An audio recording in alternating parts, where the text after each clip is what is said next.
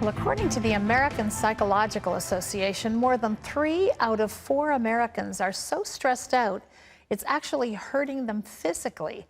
It manifests itself in ways like sleepless nights, upset stomachs, headaches, and heart disease. But here's the good news. According to best-selling author Max Lucado, you can get through it. Sometimes life's challenges threaten to overwhelm us, and we wonder how we'll make it through. But leading inspirational author and pastor Max Lucado says there is hope. His latest book, You'll Get Through This, will give you practical advice to help you through difficult times. Well, Max is with us now, and we welcome you back to the 700 Club. It's always so much fun to read your books because you share so many stories of people that you just get swept up in their circumstances, and then you hit us with the 1-2 punch of what you're trying to teach. The subject being, no matter how difficult things are, no matter what you're struggling with or how things might look, you can get through it. Why is that so important for us to have hit home? Thank you again for having me on, by the way. Despair is our enemy. Yeah. We've got to fight despair. We've got to defy despair. It's when we think we won't get through it that despair kicks in. Despair is when we say, there is no end to my struggle and there is no solution for my struggle. It's kind of like the wind goes out of our sails when we do that. Exactly, the oxygen goes out of the room, the darkness just comes in. And not only is that a difficult time, it's a dangerous time. It places us in a posture, Terry, where we make poor decisions. Yes. We're hard to live with, we're toxic, we turn into people who... Desperate decisions, really. We hurt, make the situation worse instead of better. Now, there are people who are watching right now, I'm sure, Max, who are in exactly the kind of situation you're talking about, and it may sound simple to say you'll get through this, but in fact, that's exactly the message you need. And you're not saying that it's going to be simple. I mean, you talk about the fact that it's not going to be painless and it's not going to be quick. That's exactly the point. The biblical promise, seems to me, is God does get us through things. Yeah. Not always as quickly as we want, and certainly with no pain. Yeah. But He does get us through things, right? I mean, the word through is everywhere in the Bible. He gets us through the valley of the shadow of death. He gets us through the storm, through the flood. Through is one of God's favorite words. It's a message of deliverance, and I hadn't thought about that until you said that in the book, that the whole Bible is about deliverance, you know? Blood stains, tear stains everywhere. However, God gets His people through things, through the Red Sea, through the tough time, through the Jordan River. He's always walking us through. And from a big picture point of view, He's just getting us through this life, preparing us for our eternal destiny. And I'm glad you mentioned preparing, because I want you to talk a little bit about Joseph. I don't know what's going on right now. Everywhere I turn, in every devotional, and then I open your book and it's the story of Joseph. And I'm like, okay, God, I get it. But he was no stranger to tough times. And while he was in desperate situations, like we're talking about, you say in the book that the devil had Joseph where he wanted him, so did God. Talk about that. Genesis 50:20 is where Joseph, now as prime minister, turns to the brothers who sold him into slavery some 40 years after they abandoned him. And he said, you meant evil against me, but God meant it for good.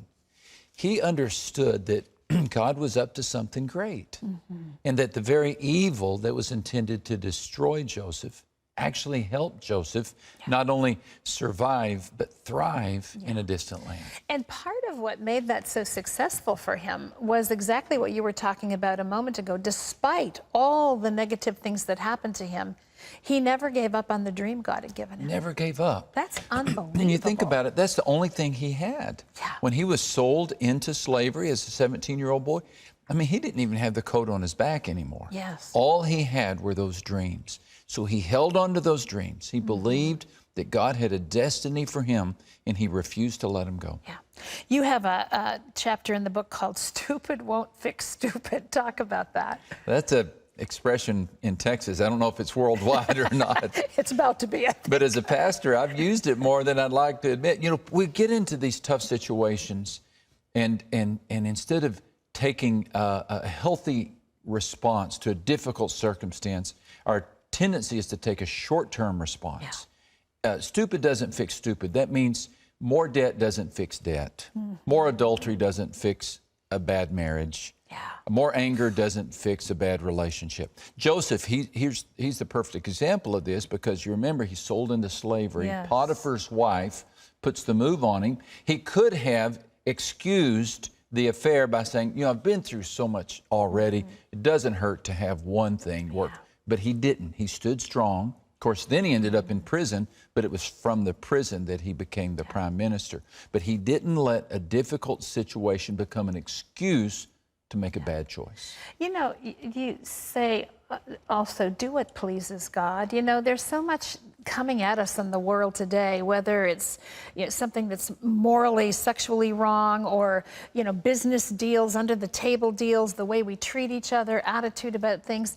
But it really is very simple for the Christian, isn't it? It is. It is. It's not that complicated.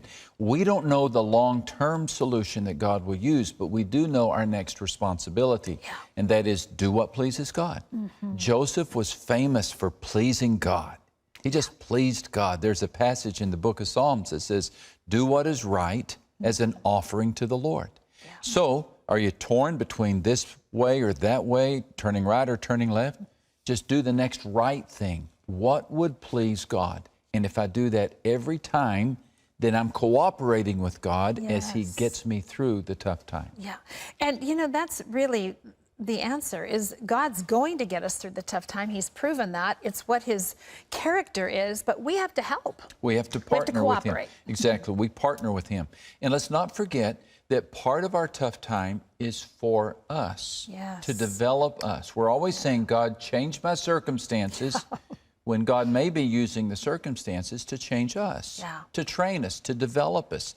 I think you can make a good case that by the time Joseph became prime minister, he was trained. He had gone through the necessary boot camp experiences of being a slave, then a prisoner, of being rejected, and then landing on his feet. He was ready for the assignment.